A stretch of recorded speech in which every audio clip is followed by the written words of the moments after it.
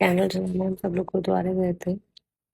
तो कल एक चीज हुई which I will share with all of you. बहुत कॉमन है बट अगर हम उसका डीप मीनिंग जानने जाए तो इट्स वेरी डीप। को हुआ क्या, मैंने कैंडल पकड़ी हुई थी तो मेरे हस्बैंड ने मैच स्टिक से उसको जलाया एंड अदर कैंडल्स चलाने लगे। रात में जली हुई कैंडल थी एंड जब मेरे हस्बैंड दूसरी कैंडल्स को जला रहे थे वो पहले तो जल नहीं रही थी बिकॉज बहुत ज़्यादा एयर थी, हवा जो थी वहां पर, तो वो चल नहीं रही थी।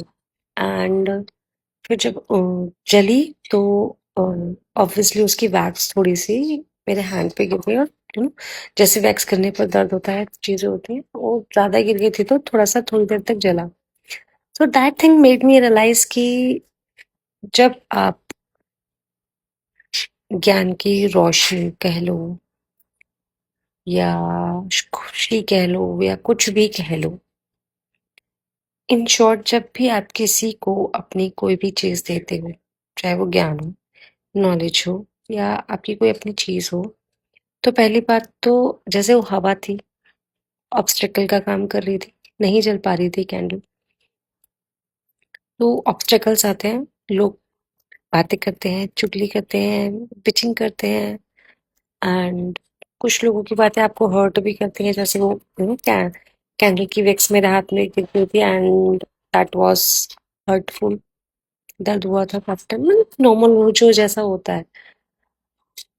बट अल्टीमेटली जब वो कैंडल जली then he got a leave की नाउ चलो जल गई, सो अब हम लगा सकते हैं। तो ऐसा ही होता है कि जब आपकी बात या आपकी नॉलेज या आपका ज्ञान सामने वाले को समझ में आ जाता है तो वो जो हवा का ऑब्स्टेकल है या जो वो वैक्स का पेन है, सब भूल जाता है।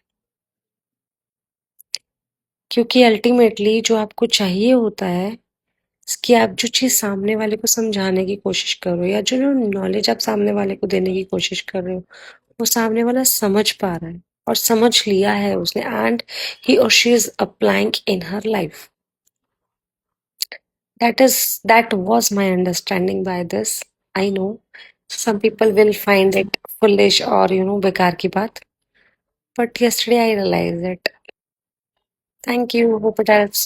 राधे राधे।